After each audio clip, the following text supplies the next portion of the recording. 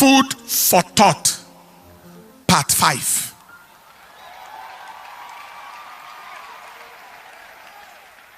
There are people wondering why the church or church leaders should be bothered about governance or politics. That is very absurd, very ridiculous. It is as ridiculous as asking why a person should be interested in the sanity of the pilot that is to fly him in an aircraft. Or why a person should be concerned about the expertise of the surgeon that is to perform a major operation on him. Or why a person should be worried about the health and hygienic status of the caterer that serves him food. Please understand this. Anyone who is not concerned about those things that concern his existence is a concern himself. The silence of good people is more wicked than the actions of bad people. Evil thrives when good people are silent, and most times silence is taken to mean consent. No one is permitted to keep silent when their destiny is being decided. You don't keep quiet or silent when your destiny or your welfare is being decided. To keep quiet when your destiny is being decided, like in a political setting, is to end with an outcome that may not be desirable. Now, why should the church people, church leaders, and the society at large be interested in politics and governance? Why should we be interested in who heads the government? First, government makes policies, and policies affect the society, and the church is part and parcel of society. So everyone in society, the church and her members inclusive, are at the receiving end of government policies. Second, government's failure places a high burden of care on the church as a religious and charity institution. For example, when people can't pay their children's school fees, house rent, etc., it is not the government they go to for help. It is the church they come to.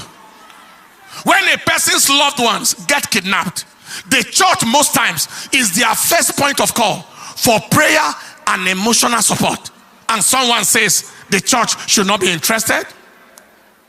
Government's inability, incapacity, and irresponsibility leading to insecurity of lives and properties of the citizens places a high burden of responsibility on the society at large, the church inclusive. Government's policies and actions, listen to this, that forbid religious freedom and facilitate religious persecution and intolerance, especially against Christians and the church, pose very great existential threat to the church. They are against the very life of the church, aimed at reducing or possibly eliminating the Christian population in Nigeria. And somebody say we shouldn't be interested. Many have rapidly forgotten what happened in 2015. There was the presidential candidate of the coalition with a track records that didn't appear favorable. His speeches and actions before then were contrary to religious freedom. Many were warned of what was coming, but it fell on deaf ears. The youth then campaigned, including civil societies and others. They claimed that insecurity will be handled, corruption will be handled, etc. What was the outcome? Escalation of religious intolerance and the persecution of the church went to another level. According to Stephanos Foundation, headquartered in Jos, between 2016 and 2021, over 5,878 people, mainly Christians, in Christian territories were killed by terrorists in terrorist attacks. Between 2016 and 2021, over 10,715 people, mainly Christians in Christian territories again, were killed by herdsmen, as against 3,041 killed between 2010 and 2015. See the difference. Between 2016 and 2022, there were 11,362 recorded cases of kidnapped persons across the country. Many more are beyond record. This is against minimal, insignificant record of kidnapping before that time. Today, Some people say church should not be bothered. When out of the 3 frontline presidential candidates, 2 of them are likely to further anti-church, anti-Christian, and in fact, anti-society agenda. One of the candidates is of the same ethnicity, religion, and region as the current leader, under whose watch the nation has experienced such level of unbelievable insecurity, mostly against the church and generally against all.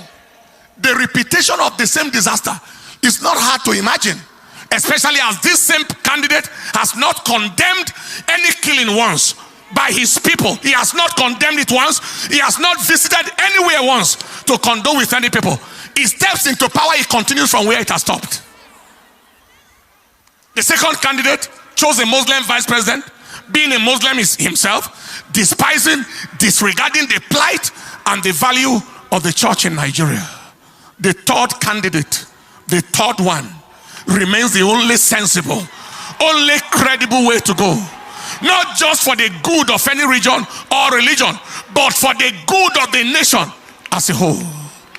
So for anyone to say that church should not be involved in governance and politics of the nation, he is either daft, deceived, dubious and fraudulent, demented, that is insane, or a demonic agent from hell who want the destruction of the church. Friend, you have been shown the way. Did you see the way? You have been shown the way. Follow the way. Go out and vote. Do all you can to ensure that your vote counts. God bless Nigeria. Stand up on your feet.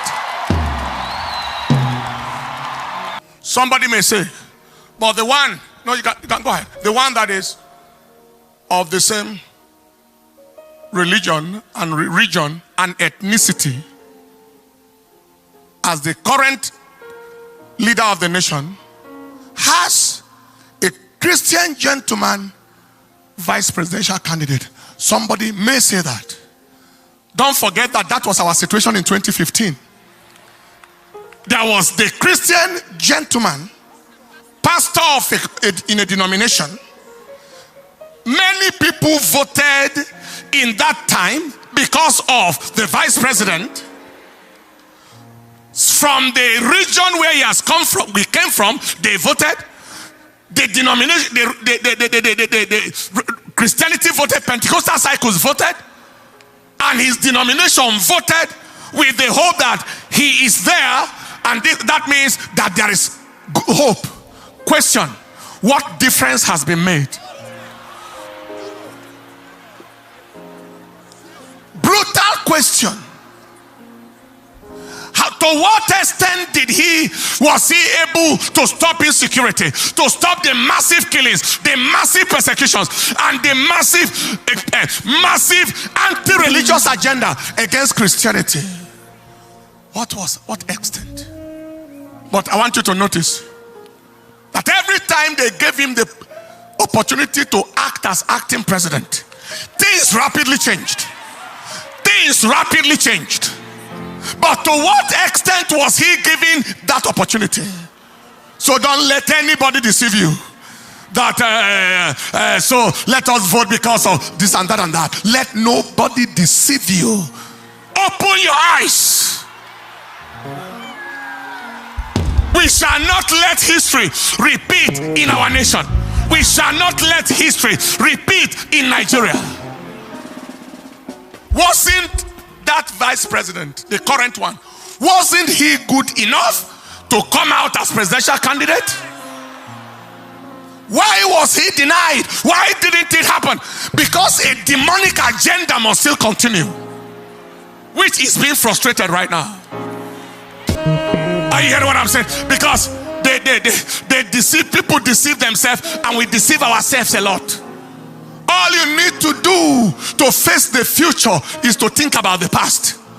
What has happened before, it gives an idea of what is likely to happen before. Don't let anybody deceive you. The frontline people, the arrowheads, are the people to consider right now in terms of who gets up there. I believe you have heard.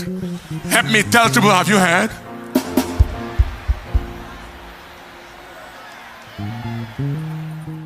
As you have listened to this word, I know your life has been transformed. Affliction shall not have hold over you.